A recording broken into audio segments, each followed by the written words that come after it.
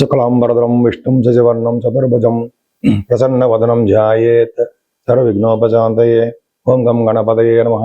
ఓం శ్రీమాత్రే నమః. ఓం శ్రీ గురుభ్యో నమః. మా ఆది ఆశ్రమం చూస్తున్నటువంటి మీ అందరికీ పేరు పేరున నా హృదయపూర్వక నమస్కారాలు. ఇప్పుడు మనం 1 జూలై 2026 నుండి 31 జూలై 2026 ఈ నెల్లాళ్ళు కూడా జ్యేష్ఠ మాసము మనకి 15 రోజులు ఉంటుంది, ఆషాఢం, ఈ రెండు కూడా మనకి జూలైలో వస్తున్నాయి. సో ఈ 31 తారీఖు నెల్లాళ్ళు కూడా 12 రాశుల వారికి గ్రహాల యొక్క స్థితిగతులు మార్పుల వలన ఫలితాలు ఏ విధంగా ఉంటాయో ఇప్పుడు మనం తెలుసుకుందాం. నేను మీ వాడ్రే వాదినారాయణ శర్మ, డాక్టర్ వాడ్రే వాదినారాయణ శర్మ, మర్చిపోతూ ఉంటానండి. ఇప్పుడు మనం ఆది ఆస్ట్రాలజీ. ఇప్పుడు మనం వృషభ రాశి వారికి రాశిలోనే కుజుడు ఉన్నాడండి. మీకు కోపము, చికాకులు, ఆవేశము, డెసిషన్స్ స్పీడ్గా తీసుకోవడము, ఇవన్నీ ఉంటాయి. డెసిషన్స్ అంటే మీరు ఒక విధమైన నిర్ణయాలు జాగ్రత్తగా తీసుకోండి. ఏదైనా రవి బుధుల కాంబినేషన్ పర్ఫెక్ట్గా బాగుంది. రవి 16 తారీఖు వరకు అక్కడ ఉంటాడు, మీనరాశిలోనే. బుధాదిత్య యోగం కింద ఉంటుంది. కుటుంబంలో వృద్ధి, ముఖవర్చస్సు పెరగడం, గాయకులకి మంచి మంచి అవకాశాలు రావడం, దూర ప్రాంతాల్లో నివసించడం జరగడానికి అవకాశాలు ఉన్నాయి. ధనం విషయంలో చాలా బాగుంటుందండి. ముఖ్యంగా గాయకులకి కంఠధ్వని బ్రహ్మాండంగా ఉంటుంది. మీ తమ్ముళ్ళని, తోబుట్టు వాళ్ళని కలిసి తీరుతారు. ముఖ్యంగా మీ చెల్లెళ్ళు, వాళ్ళు చాలా బాగుంటుంది. మీ వే ఆఫ్ లివింగ్ స్టైల్ అంటాం మనం. అంటే మీరు మీ యొక్క విధమైన లివింగ్ స్టైల్ అని అంటే మీరు ఒక విధమైన పద్ధతిలో ఉంటారు. మీ యొక్క ఆలోచన ద్వారానే మీ ప్రవర్తన బ్యూటిఫుల్గా ఉండడానికి అవకాశం ఉంది. ప్రయాణాలు చేస్తూ ఎక్కువ అవకాశాలు ఉన్నాయి. ప్రయాణాలు చేస్తూ ఉంటారు. ముఖ్యంగా చతుర్థ భావాన్ని చూసుకుంటే అంత అద్భుతంగా ఏం లేదు మీకు. అంటే తల్లిగారికి బాగుండకపోవడము, రైతులకి పంటలో నష్టం రావడము, భూములు కొనుక్కుందాం అన్నా కూడా ఆ భూములు కానీ, వాహనాలు కానీ, అపార్ట్మెంట్స్ కానీ కొద్దిగా ఎక్కువ డబ్బులు ఖర్చు పెట్టుకోవడానికి జరుగుతుంది. ఏదేమైనా పుత్రికా సంతానం విషయంలో చిన్న చిన్న ఇబ్బందులు ఏర్పడతాయి మీకు.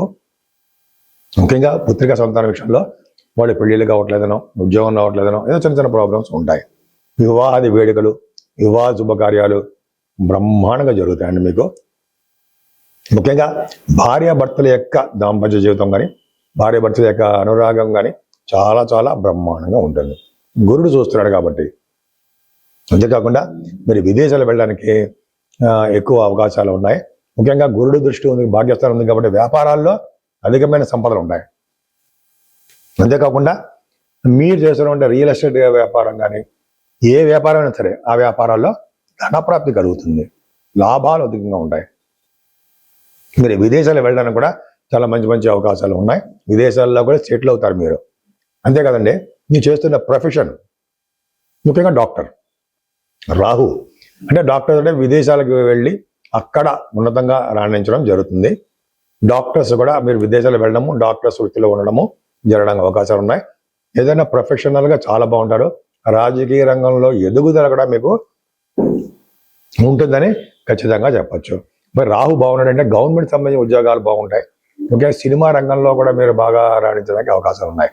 అంతేకాకుండా లాభస్థానంలో శని గొప్ప ధనవంతుని చేస్తాడండి మిమ్మల్ని. భూలాభం కలిగేటి చేస్తుంటాడు. అంతేకాకుండా అందరికీ మీరు ఇష్టడుగా తయారవుతారు.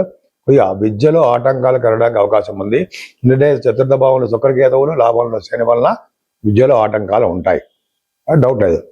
పైగా మీకు వాహన భాగ్యం, వాహనాలు కొనుక్కోవడానికి అవకాశాలు శని వలన ఉంటుంది.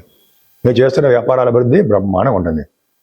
రాజకీయ రంగంలో ఉన్న వారికి, వ్యాపార రంగంలో ఉన్న వారికి బాగా ధనాదాయం పెరుగుతుంది. గుర్తింపు, గౌరవం కూడా బాగా దక్కుతుంది. నేను మీ డాక్టర్ వాడ్రే వాదినారాయణ శర్మ. మీకు మీ జాతకాలు తెలుసుకోవాలనుకుంటే ప్రతిసారి చెప్పినట్టుగానే date of birth, time of birth, place of birth కావాలండి. ఖచ్చితంగా మనం రిజల్ట్స్ వచ్చేట్టుగా చేయొచ్చు. మీ కాల్స్ని నేనే లిఫ్ట్ చేస్తూ ఉంటాను, లేదా మీరు వాట్సాప్ మెసేజ్లు పెడుతూ ఉండండి. ఎందుకంటే నేను షూట్స్లో ఉన్నప్పుడు చేస్తూ ఉంటాను. వేరే వాళ్ళు ఎవరో కూడా మన దగ్గర ఏం పని చేయరు, ఉండరు. ఎందుకంటే డైరెక్ట్ కాంటాక్ట్ ఉండాలని చెప్పి నా ఉద్దేశము. మీరు చెప్పేటువంటి ప్రాబ్లమ్స్ అని ఉంటే డైరెక్ట్గా వినొచ్చు కాబట్టి ఒకవేళ కొన్ని సందర్భాల్లో మా మిస్సెస్ గారు లిఫ్ట్ చేస్తారు, అది పెద్ద ప్రాబ్లం లేదు. సో అందరూ కూడా మీకు మీరే కాదండి, మీ చుట్టాలు ఎవరన్నా, మీ తెలిసిన వాళ్ళన్నా జాతకాలు కూడా చెప్పించుకోవచ్చు. ఎందుకంటే ఆల్మోస్ట్ నాకు ఒక ఎక్స్పీరియన్స్ పర్సన్, అటు కాస్ట్ అకౌంటెంట్ గాను ఇటు అస్ట్రాలజర్ గాను ఉన్నాను నేను. నిన్నిట్లోనూ కూడా 30 years ఆఫ్ ఎక్స్పీరియన్స్ పైన ఉంది. 34 సంవత్సరాలు అకౌంట్స్లోను, 36 సంవత్సరాలు దీంట్లోనూ ఉన్నాను. రెండిట్లో ఎలా ఉన్నామంటే, నేను జాబ్ చేస్తున్నప్పుడే ఈ నేను ఆస్ట్రాలజీ పాస్ అయిపోవడము, ఆస్ట్రాలజీ కొన్ని జాతకాలు చూస్తూ ఉండడం జరిగింది. సరే అది పక్క పెడదామని మళ్ళీ ఒకసారి వీడియో చెప్తాను. మీ జాతకాలు చూపించుకోవాలంటే నేను పూర్తి డీటెయిల్స్ పంపించండి. ఇంకా వాస్తు సంబంధించిన విషయాల్లో కూడా మీకు ఏమైనా ప్రాబ్లమ్స్ ఉన్నా కూడా అడగచ్చు. మీ పేరు రీత్యా ఎటువైపు ఉంటే మీరు మంచి బాగా కలిసి వస్తుంది అనేది కూడా వాస్తులో ఉంటుంది. అది నక్షత్రాల మీద వాటి మీద ఏం ఆధారపడదు, మీ పేరు మీదే ఆధారపడి ఉంటుంది. కాబట్టి ఖచ్చితంగా మీ పేరు ప్రకారమే మీరు ఆ ఫేసింగ్ అంటే ఈస్ట్ ఫేసింగ్గా, వెస్ట్ ఫేసింగ్గా ఉంటాం కదా, ఆ వాటిలో ఎక్కడ ఉన్నా కూడా మంచి యోగాలు కలగడానికి అవకాశం ఉంటుంది. అద్భుతంగా ఉండాలి. ఆ ఇంట్లో ఉంటే మంచి ఫలితాలు వచ్చి తీరుతాయి. మీకు ఏ ప్రాబ్లమ్స్ ఉన్నా కూడా మీరు నన్ను కన్సల్ట్ చేయొచ్చు. కన్సల్ట్ చేసినందుకు మాత్రం నేను తప్పకుండా పరిష్కార మార్గాలు కూడా చెప్తా. సరేనండి, ఇప్పుడు జూలై నెలలో మనం పరిష్కార మార్గాలు ఏమున్నాయి అవన్నీ కూడా చెప్పుకుందాం.